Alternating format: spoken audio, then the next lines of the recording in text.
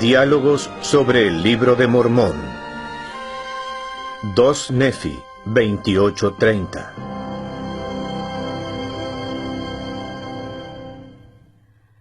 Bienvenidos a otra sesión de nuestros acostumbrados diálogos sobre el Libro de Mormón. Soy Gage Strathern y hoy me acompañan mis amigos y colegas del Departamento de Escrituras Antiguas de la Universidad de Brigham Young, Keith Wilson, Michael Rhodes y Stan Johnson. Gracias por acompañarnos. Hoy analizaremos los capítulos 28 al 30 del segundo Nefi. Recordemos que en el capítulo 27, Nefi reflexiona sobre la profecía en Isaías capítulo 29, que indica que el Libro de Mormón saldría a la luz desde el polvo de la tierra. Estos capítulos son una continuación de ese análisis de Nefi.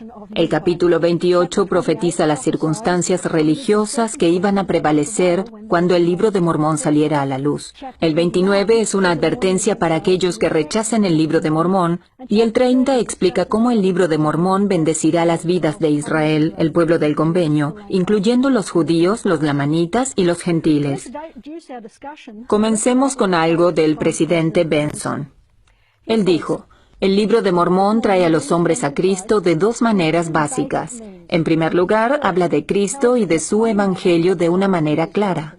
En segundo lugar, el Libro de Mormón expone a los enemigos de Cristo, confunde las falsas doctrinas y pone fin a las contiendas, fortalece a los humildes seguidores de Cristo en contra de los malos designios, estrategias y doctrinas del demonio actuales.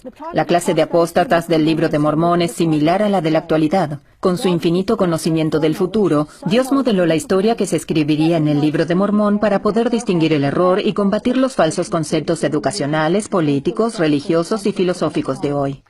Así que el capítulo 28 en especial es un buen ejemplo de cómo el Libro de Mormón expone a los enemigos de Cristo. Comencemos y leamos los versículos 2 y 3. Mike, ¿podría leerlos, por favor? Y las cosas que se escribirán procedentes del libro serán de gran valor para los hijos de los hombres y particularmente para nuestra posteridad, que es un resto de la casa de Israel. Porque sucederá en aquel día que las iglesias se hayan establecido, mas no para el Señor, dirán la una a la otra, he aquí que yo soy la del Señor, y dirán las demás, yo soy la del Señor. Y así hablarán todos los que hayan establecido iglesias, mas no para el Señor. Y en el versículo 4 dice, y contenderán una con otra. Así que la pregunta es, ¿por qué tanta contienda por anticipado? Creo que los versículos del 4 al 6 nos dan la clave, ¿no es así? Keith, ¿podría leerlos, por favor? Por supuesto. Y contenderán una con otra, y sus sacerdotes disputarán entre sí, y enseñarán con su conocimiento y negarán al Espíritu Santo, el cual inspira a hablar. Y niegan el poder de Dios, el Santo de Israel, y dicen al pueblo, escuchadnos y oíd nuestro precepto, pues he aquí, hoy no hay Dios, porque el Señor y Redentor ha acabado su obra, y ha dado su poder a los hombres. He aquí, escuchad mi precepto. Si dijeren que hay un milagro hecho por la mano del Señor, no lo creáis, pues hoy ya no es un Dios de milagros, ya ha terminado su obra. Muy bien, ¿cuál es el problema? ¿Qué es lo que causará la contienda cuando el Libro de Mormón esté por salir a la luz? En primer lugar, que se pone la confianza en la sabiduría de los hombres en lugar de confiar en el Espíritu de Dios. Y, obviamente, eso ocasiona contiendas. Correcto. ¿Y no es eso lo que Nefi enseña un poco antes? Bien. Es bueno ser instruido Sí, claro. si se hace caso a los consejos de Dios. Exacto. Como usted mencionó, hermana Strathern, respecto a esa doctrina de que Dios ya haya terminado su obra, recuerdo haber oído con frecuencia en el campo misional acerca de milagros. No, eso era en la época de Cristo y sus apóstoles. Revelaciones, eso era en la época de Cristo. Actualmente no existen. Y es casi como si nos hubieran dado aquí algunas de las respuestas que recibiríamos de aquellos que escucharían el mensaje de la restauración. Que estas cosas han cesado y que ya no existen. Dios ha terminado su obra y ha dado su poder a los hombres. De hecho, Stan, el versículo 6, donde está la frase ha terminado su obra, es un ejemplo clásico del concepto de deísmo. El deísmo es la idea que concibe a Dios como el relojero que ha creado y dado cuerda a los relojes, pero que luego se retira. Y esa es un poco la idea transmitida actualmente, Cuando la gente se pregunta, ¿tiene Dios un rol activo en mi vida hoy? ¿O simplemente estoy aquí y debo arreglármela solo mientras Él permanece en algún lugar alejado? Creo que sería interesante notar que esto se trata de una limitación a lo que Dios puede hacer. Según ellos, Él ya no puede hacer estas cosas. Qué curiosa definición de Dios, que ya no tiene poder, que no puede hacer milagros ni ninguna de estas cosas. Parece un poco contradictorio, ¿verdad? Dios puede hacer estas cosas y continuará haciéndolas si son necesarias para sus designios. Los versículos 7 y 8 son bastante interesantes. El 7 continúa con el mismo tema y se refiere a la doctrina de comed, bebed y divertíos porque mañana moriremos y nos irá bien. Mientras que el 8 nos habla de una filosofía un tanto hedonista. Satisfáganse, satisfagan sus apetitos físicos. Vaya si no es una doctrina predominante en nuestra cultura. Lo único que hay que hacer es encender el televisor o abrir alguna ventana en la computadora. Tal es el argumento que utilizan hoy, que es una decisión personal. Haz lo que desees. Correcto. Y ese Dios solo nos dará algunos azotes y al final nos salvaremos. Ya conocen esa gran frase del Libro de Mormón. La misericordia no puede robar a la justicia. Sin embargo, parece que eso es lo que dice aquí. No es verdad que la misericordia pueda robar a la justicia. Así que hay unos versículos interesantes que revelan doctrinas que en realidad son del adversario, ya que así nos habla él. No obstante, existe una diferencia muy sutil entre estos dos versículos, ¿no es así? En el 7 dice, comed, bebed y divertíos porque mañana moriremos y nos irá bien. Lo que significa que no hay ningún tipo de justicia, ¿verdad? Que todo se limita a la misericordia o algo así. Si creemos en Dios, eso es lo que va a haber. Pero en el versículo 8 es un poco diferente. Habrá justicia, aunque al final deberá ceder ante la misericordia. Entonces no habrá justicia en este proceso. Es algo así como cumplir con lo básico, y si es que realmente hay un Dios, no va a ser severo ni nos va a castigar. Si cometo algunos pequeños pecados, no soy tan inicuo, solo un poco. Y eso está bien, Dios me lo perdonará. ¿No es la misma idea que luego hizo tropezar a Coriantón? Seguro. Si vemos en Alma el caso de Coriantón, quizás podríamos leerlo rápidamente.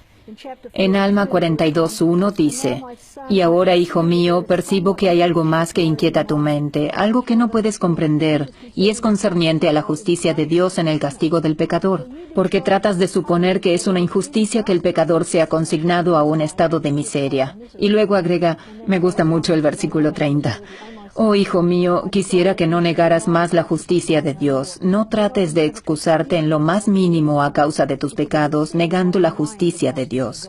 Deja más bien que la justicia de Dios y su misericordia y su longanimidad dominen por completo tu corazón, y permite que esto te humille hasta el polvo».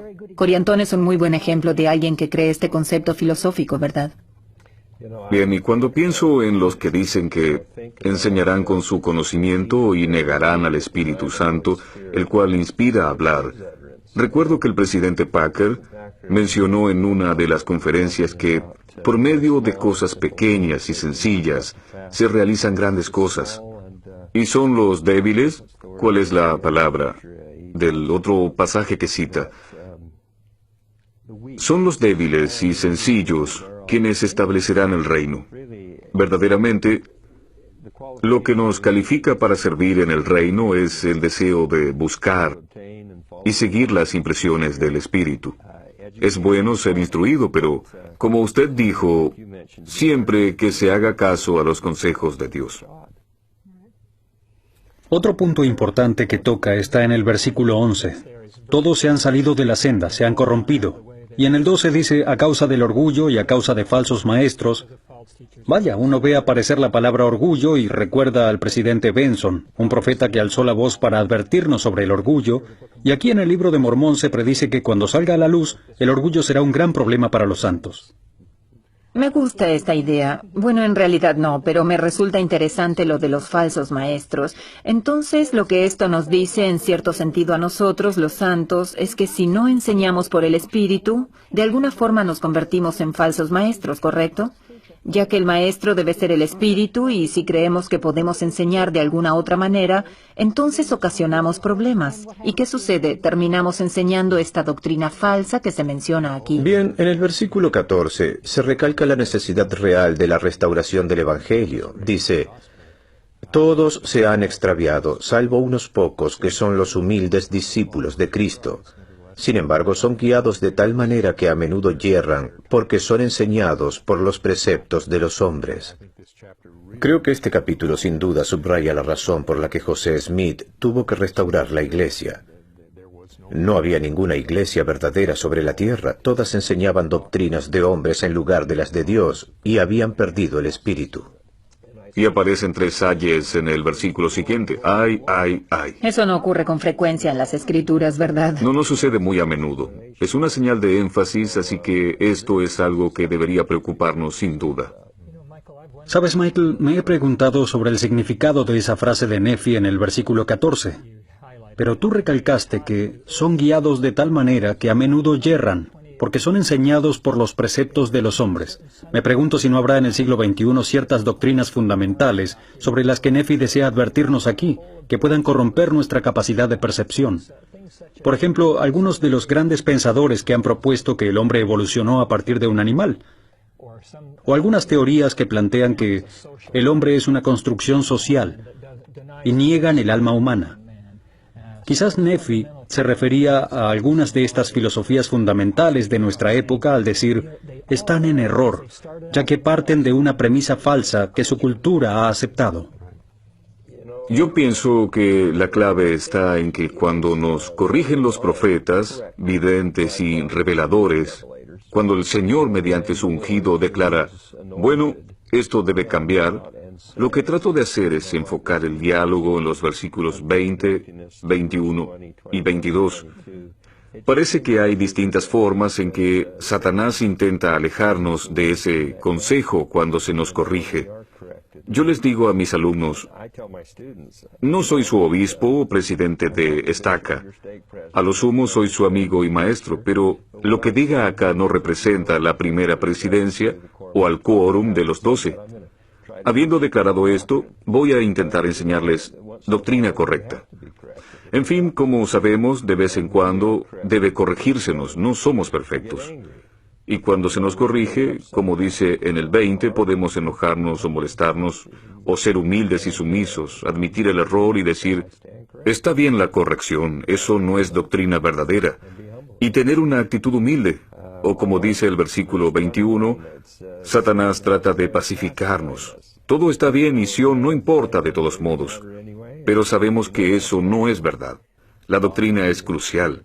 La verdadera doctrina, bien comprendida, puede cambiar una vida, puede cambiar nuestra vida por completo.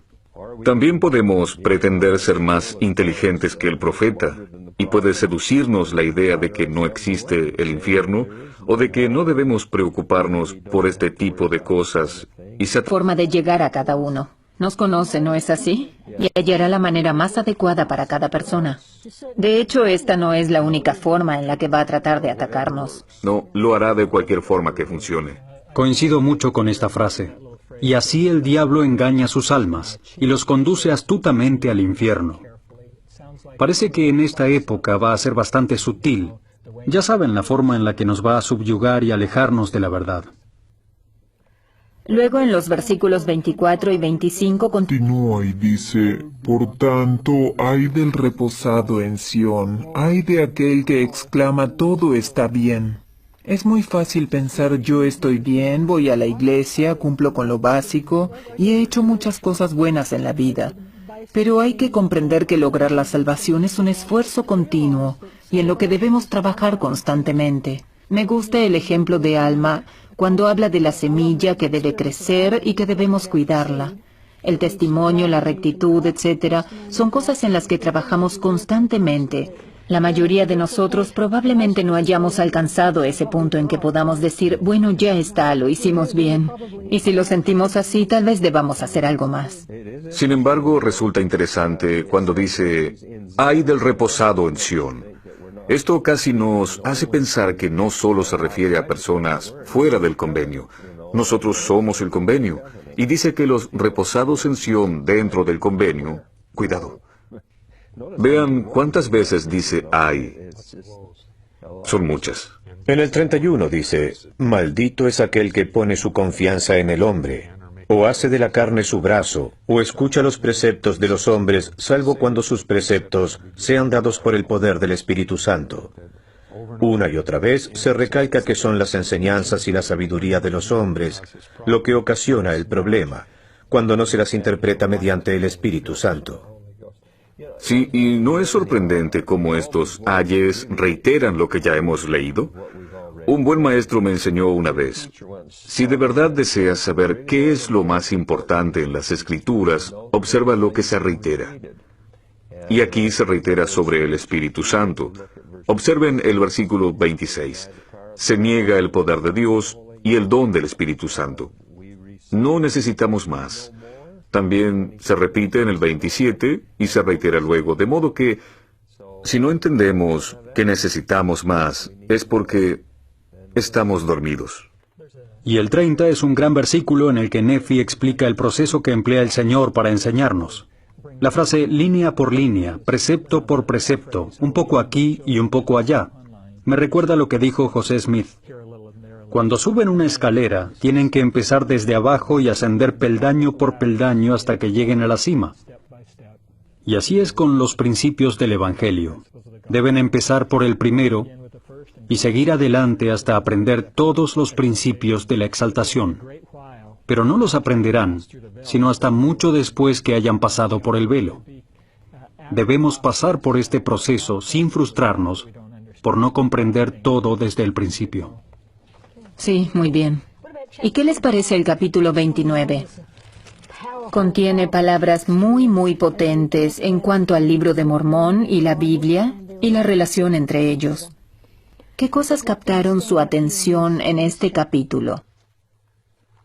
Bien, los gentiles argumentan que tienen la Biblia y que no necesitan más, pero entonces el Señor dice, oh, necios, ¿y qué agradecimiento manifiestan a los judíos por la Biblia que de ellos recibieron?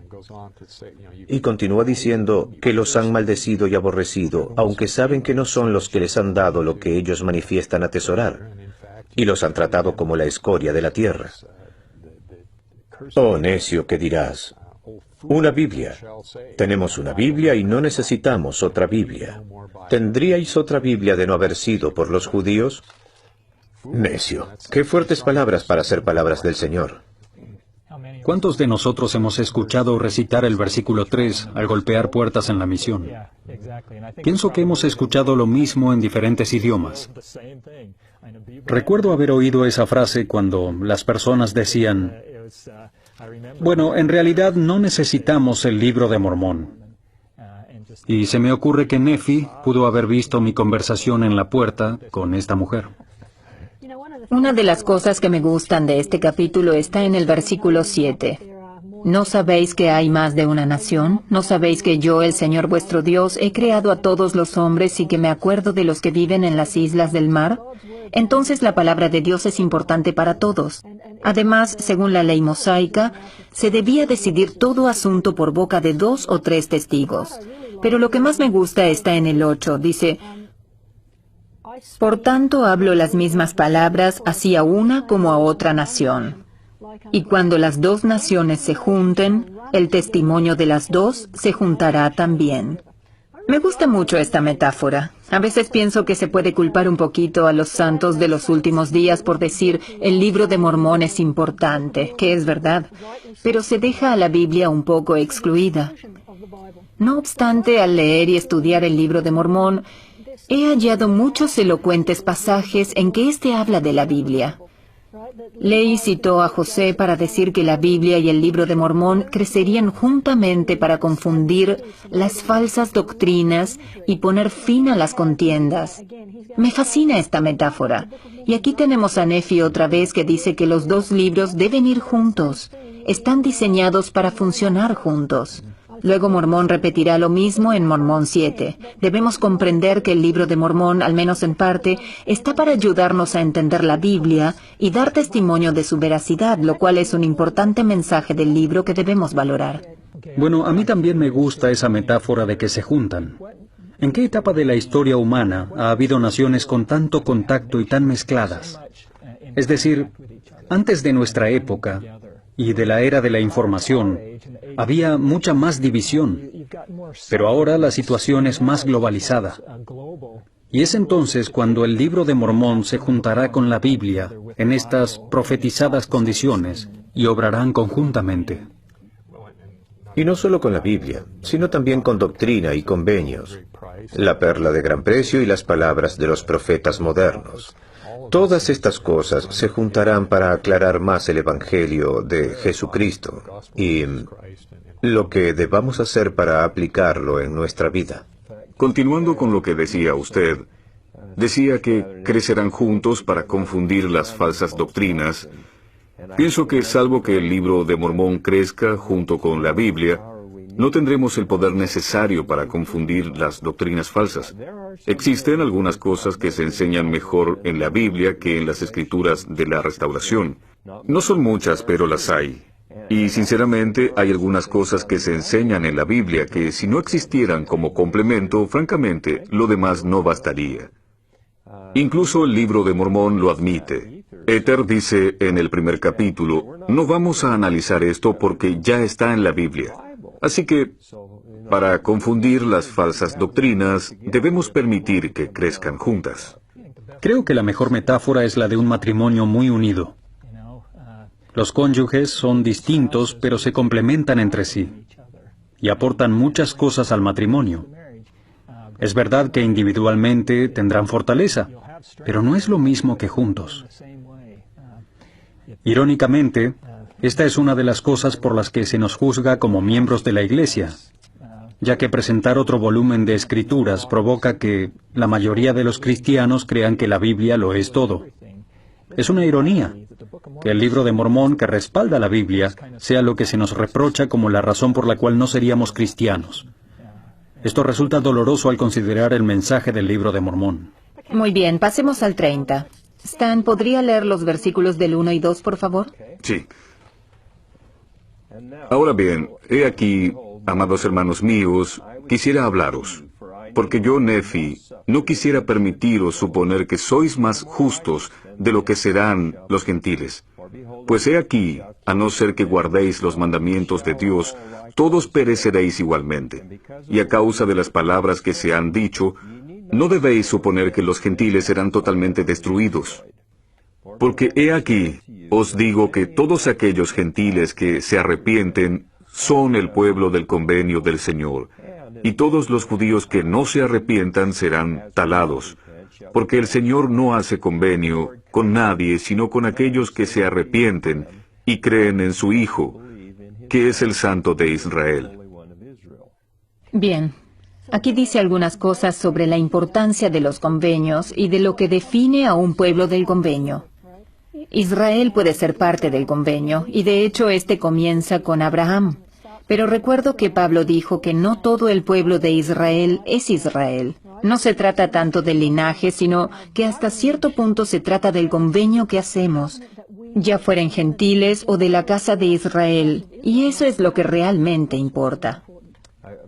Tengo un amigo que dice, ser del pueblo del convenio de Israel es más importante que tener sangre israelita. He considerado eso mucho tiempo y creo que estoy de acuerdo con él. El linaje israelita es importante, pero es como mi padre solía contestar cuando yo le aseguraba que iba a cortar el césped. No me lo digas, demuéstramelo. Pertenecer al linaje de Israel es fantástico, pero es como dijo Juan el Bautista. Dios puede levantar hijos a Abraham aún de las piedras, pero hay que demostrarlo con hechos. Existe un gran mensaje para nosotros sobre esto en los convenios que hacemos actualmente, ¿verdad? Dice que debemos procurar que los convenios sean nuestros y hacerlos parte de nuestra vida. ¿Hay algo más en el capítulo 30 que quieran destacar? El versículo 10 dice, rápidamente se acerca el tiempo en que el Señor Dios ocasionará una gran división entre el pueblo y destruirá a los inicuos, y preservará a su pueblo, sí, aun cuando tenga que destruir a los malvados por fuego. Una de las cosas que veremos en los últimos días será una gran separación entre los que crean en el Evangelio y en Dios y le sirvan, y los que no lo hagan. Dicha división llegará a tal punto que se destruirá a los incrédulos en la segunda venida de Cristo. Y gran parte de ello es el surgimiento del Libro de Mormón para ayudarnos a llegar a creer en Jesucristo. Stan, ¿puede hacer una síntesis? Para usted, ¿cuál es el mensaje de estos capítulos? ¿Qué trata de decirnos Nefi? Bueno, está expresado maravillosamente cómo se expone a los enemigos de Cristo y las doctrinas del diablo que se usarán en los últimos días. Dice que negarán al Espíritu y propondrán sus enseñanzas. Y hay de aquellos que nieguen la obra de Dios. Luego, analiza que nosotros mismos debemos tener cuidado cuando percibimos que Satanás trabaja con nosotros, enfureciéndonos, pacificándonos o adormeciéndonos con seguridad carnal. Todo va bien en Sión. Debemos tener cuidado con esa idea. En el 29 se habla de los gentiles que rechazarán el Libro de Mormón. Tenemos una Biblia y no necesitamos más revelaciones. Y en el 30, para terminar, podemos mencionar la idea de esta división de la que hemos hablado. El Libro de Mormón es verdaderamente una profecía para todos. El presidente Packer dijo, la distancia entre la Iglesia y el mundo, que ha tomado un rumbo que no podemos seguir, aumentará constantemente. Algunos miembros caerán en la apostasía y quebrantarán sus convenios, y reemplazarán el plan de salvación con sus propias normas. Por todo el mundo, las decenas de miles de personas que ahora se unen a nosotros vendrán inevitablemente como una inundación a un lugar donde la familia esté segura. Conviene prestar atención a las Escrituras y a las palabras de los profetas. Muchas gracias por sus comentarios e ideas.